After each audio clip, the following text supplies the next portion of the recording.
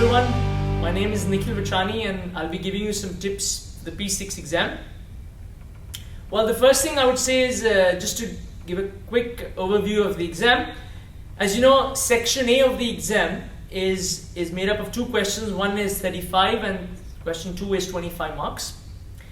What I would say here, guys, is I know when you of course look at the video, you want to probably know a handful of taxes that we need to go through. But the truth of the matter is that there are only 5 or 6 taxes that you need to know. So P6 is not an exam whereby you predict what will be there or which part of the tax will be there, because that is not a good approach, I would say. In that question 1 that you have, that section A, is for 35 marks. That question 1 for 35 marks has lots and lots of information. Like I discussed with you, it is very critical that you ensure that you are sticking to your time management. It is very easy to run over time and not be able to do the other questions. So make sure you utilize your reading time to start reading your question. Within that question 1, like we discussed in the revision class, there is lots and lots of volume of information. And not only that, not only is the information a lot, it is scattered all around. So the key element in that question 1 is to be able to find out the relevant information. And like you know, the examiner is in a way very fair, because the way he lays out the question is, like I said, don't look at the mark. The final requirement is just for the mark allocation and how much time you need to spend. The entire question or the hints are laid out in the body of the question. So make sure when you're reading that question 1, especially in your reading time, you read out what is really the requirement. What is it that they're asking you, and those hints, they give you the hints and they break it up for you. So use that to be able to break up the answer as well. Because the common mistake that people do often at P6 is, because they have this huge volume of knowledge in their brain, is they go in and they want to write everything about all the taxes they know. And that is not the right approach. The examiner keeps mentioning that it's important to be precise, to have your answers also very concise and be to the point, very crisp answers. That is what he wants. Crisp answers addressing the requirement that he said. Not just writing about the knowledge. Even though technically your knowledge might be correct, you don't get marks at P6 for just writing the knowledge about the tax. It must be applied to the scenario, to the question that he is saying.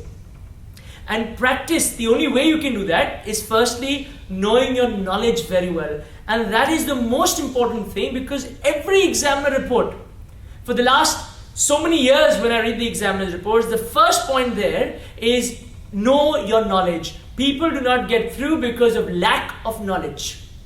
And that is something, guys, that you need to do.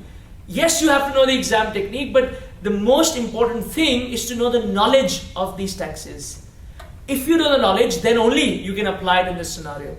So you got to sit down and go through the summary sheets that I made for you. You need to go through the taxes. While studying the taxes, because the nature of the P6 is such, the question is with an interaction of taxes.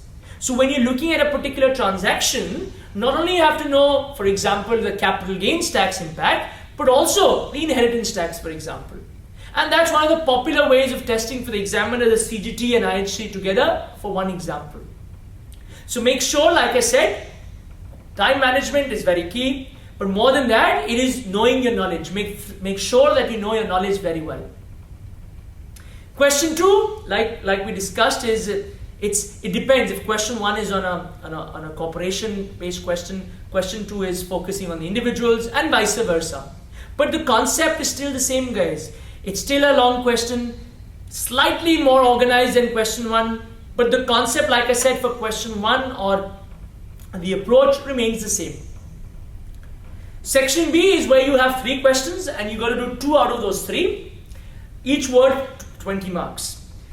Section B is I would say a nice 2 questions you have or 3 questions you have there, because when I say nice, I'm not saying that there is overly difficult things also in question 1 and 2. It's just that information, the way they give the information or the way the information is presented is much easier to follow. They give you in small paragraphs with some subheadings, and question 2, question 3, 4 and 5 is just simply about, if you know the knowledge, boom, There you go, write that into the answer.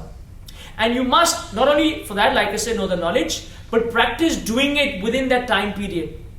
Like I said, 1.8 minutes per mark. So make sure you practice that, because that is where you can get your marks, good marks and quick marks you can get. Final thing I would say is, whilst doing the questions, especially question 1 and question 2, you will come across scenarios whereby you can't recall all knowledge. And that's natural. I don't expect you, or no one is expected to know everything. That is, of course, very difficult. But the key is not to lose focus. The key is not to panic in the exam. I can tell you that from my experience being a P6 student. When I was in the exam hall, I know you're put in a very uncomfortable situation. And I know you will also feel like that, how much ever you practice. But you've got to be strong enough and just keep working. Keep on working on the information given.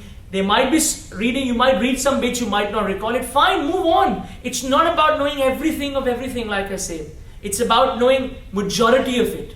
And that is what matters. So keep calm in the exam, know your knowledge very well, practice those questions with the time management, and hope to see all of you smiling and happy, because this is your last exam, guys. You'll definitely be happy if it's a good exam, because you'll have no more of ACCA, no more of listening to these videos as well. So good luck, study hard, and see you on the 5th. Thank you.